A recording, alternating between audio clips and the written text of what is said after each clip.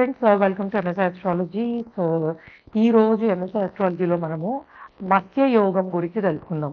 మత్స్య యోగము. సో ఈ యోగం ఎలా ఏర్పడుతుంది, దీని ఫలితాలు ఏంటి అనేది, అలానే మీ జాతకంలో ఏమైనా యోగాలు ఉన్నాయా లేదా తెలుసుకోవాలనుకుంటే మీరు msastrology.com వెబ్సైట్కి వెళ్ళి కన్సల్టేషన్ ఆప్షన్ చూస్ చేసుకుని కన్సల్టేషన్ తీసుకోవచ్చు. లేదు ఈ వీడియో మీద ఇచ్చిన ఫోన్ నెంబర్కి ఎస్ఎంఎస్ కానీ వాట్సాప్ కానీ ఎస్ఎంఎస్ చేయొద్దు, వాట్సాప్ చేయండి, చేస్తే మీ కన్సల్టేషన్ ఆప్షన్. మత్స్య యోగము, దీనికి 3 పాయింట్లు సాటిస్ఫై అవ్వాలి. నెంబర్ 1 పాయింట్, లగ్నములోను అలానే 9వ భావంలోను 8th and 9th హౌస్లో శుభగ్రహాలు ఉండాలి. న్యాచురల్గా శుభగ్రహాలు కానీ అట్లానే లగ్నాటు శుభగ్రహాలు కానీ functional benefit. So functional benefits, natural benefits గ్రహాలు మనకి 1, 9 భావాలలో ఉండాలి. ఫస్ట్ పాయింట్ అది. సెకండ్ పాయింట్ ఏంటంటే 5వ భావంలో పంచమ స్థానంలో గ్రహాలు ఉండాలి. 5th హౌస్లో ఏవైనా ప్లానెట్స్ ఉండాలి, ఏవైనా ఉండనియండి.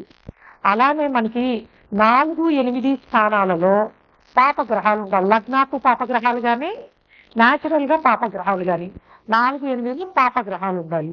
ఈ విధంగా ఉన్నప్పుడు ఈ మత్స్య యోగం అనేది ఏర్పడుతుంది.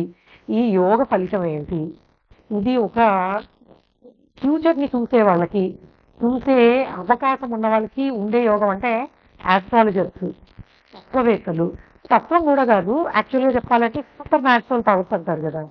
సో కొంతమంది సిక్స్త్ సెన్స్ చాలా బాగా పనిచేస్తూ ఉంటుంది. వాళ్ళు ఏమీ నేర్చుకోకపోయినా ఇది ఇలా జరగబోతుందో అట్లానే చెప్తూ ఉంటారు. ఆస్ట్రాలజర్స్ ఒక శాస్త్రాన్ని నేర్చుకుని 10 మంది మంచి కోసం ఉపయోగించేవాళ్ళు. ఆస్ట్రాలజర్స్ అనగానే మొత్తం అందరిని కాదు, యోగంలో ఉన్న ఆస్ట్రాలజర్స్ వేరు. సో వీళ్ళకుండే లక్షణాలు ఏమిటి అంటే, ఈ యోగం ఉన్న వాళ్ళు ఇటువంటి శక్తిని కలిగి ఉంటారు, ఫ్యూచర్ని ప్రెడిక్ట్ చేసే శక్తిని కలిగి ఉంటారని అర్థం. అందులో ఆస్ట్రాలజర్స్ కూడా ఒకటి. అండ్ వీళ్ళు ఎలా ఉంటారు చూడడానికి, గుడ్లు తిని అంటే ప్రశాంత వదనంతో చూడడానికి, చాలా చూడగానే అరే వీళ్ళలో మంచితనం కల్పిస్తుంది అని ఎలా ఉంటారు. అలానే క్యారెక్టర్ చాలా బాగుంటుంది. సో అంటే వాళ్ళ క్యారెక్టర్లో ఫ్లాస్ అనేవి కనిపించవు. కైండ్నెస్, అవతల వాళ్ళ ఏదైనా వాళ్ళ బాధ కానీ వాళ్ళని చూడగానే, అవతల వాళ్ళ కష్టంలో ఉండగానే వీళ్ళలో ఉండే ఆ జాలి, దయా స్వభావము క్లియర్గా కనిపిస్తుంది. అంటే హెల్పింగ్ నేచర్ అనేది చాలా బాగుంటుంది. అండ్ క్యారెక్టర్ బాగుంటుంది. అండ్ నిజాయితీ పరులై ఉంటారు. అలానే శాస్త్రజ్ఞానము తెలిసిన వాళ్ళు, అంటే లర్న్డ్, మంచి శాస్త్ర పరిజ్ఞానాన్ని కలిగి ఉంటారు. అలానే ఫేమస్ అయి ఉంటారు. అంటే వీళ్ళకున్న లక్షణాల కారణంగా వాళ్ళకి వేరే వాళ్ళ పట్ల ఉండే కన్సర్న్ కానీ, దయ కానీ, క్యారెక్టర్ కానీ, నాలెడ్జ్ కానీ, కైండ్నెస్ కానీ వీళ్ళని ప్రత్యేకమైన మనుషుల కింద చూపిస్తూ ఉంటాయి. అటువంటి ఫేమ్ అనే దాన్ని కలిగి ఉంటారు. సో ఇదేమి ధనయోగం కాదు, దిస్ ఇస్ ఏ ప్యూర్లీ నాలెడ్జ్కి సంబంధించిన యోగము. ఇటువంటి యోగంలో ఉన్న వాళ్ళని తపస్వి అంటారు. అంటే వీళ్ళు పూర్వ జన్మలలో తపశక్తితో ఈ జన్మలో జన్మించిన వాళ్ళు. ఎందుకంటే ఇటువంటివి సాధించడానికి ఒక జన్మ సరిపోదు ఎప్పుడు కూడాను. అందుకే మనకు పూర్వ జన్మల నుంచి తెచ్చుకున్న పుణ్యం ఉంటే ఇటువంటి కాంబినేషన్స్లో మనకి గ్రహాలు ఉండడం అనేది జరుగుతుంది. వాళ్ళు అప్పుడు ఇటువంటి అద్భుతమైన జ్ఞానాన్ని ప్రదర్శించే వాళ్ళు అవుతారు, తపస్వి అని అంటారు అనమాట. సో ఇక్కడ ఏంటంటే మత్స్య అనగానే ఇది ఫిష్ అని అర్థం, అది అందరికీ తెలుసు అనుకోండి మనకి.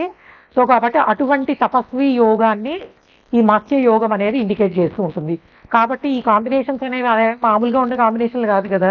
సో కాబట్టి ఇటువంటి నేను ఇందాక చెప్పిన కాంబినేషన్స్ ఉన్నప్పుడు ఆ పర్సన్కి ఇటువంటి rare intelligence and sixth sense కానీ, గొప్ప ఆస్ట్రాలజీకి సంబంధించిన నాలెడ్జ్ కానీ ఉండే అవకాశం ఉంటుంది. వీళ్ళు మంచి పేరు ప్రతిష్టలు తెచ్చుకుంటారు. వీళ్ళకున్న జ్ఞానము, ఆ తపశక్తి లేదా తపస్వి అనే ఒక లైక్ అంటే ఆ క్యారెక్టర్లోనే అటువంటి లక్షణాలు ఉండడం వల్ల వీళ్ళు అటువంటి పేరును పొందే అవకాశము ఉంటుందని చెప్పచ్చు. సో ఇవన్నీ ధనయోగాలు ఇటువంటి జ్ఞానయోగం ఉండడం అనేది చాలా అద్భుతమైన విషయం కదా. సో కాబట్టి ఎందుకంటే ఈ యోగ లక్షణాలే వాళ్ళలో ఉండే కైండ్నెస్, క్యారెక్టరు అండ్ నిజాయితీగా ఉండడం అనేది 10 మందికి హెల్ప్ చేద్దామనే నేచర్లోనే ఉంటుంది. సో కాబట్టి ఇటువంటి యోగం కనుక అసలు ఉన్నవాళ్ళు, వాళ్ళ చుట్టూతో ఉన్న వాళ్ళు అదృష్టవంతులని చెప్పచ్చు. Okay guys, thanks for listening and please subscribe our channel MSastrology. Bye.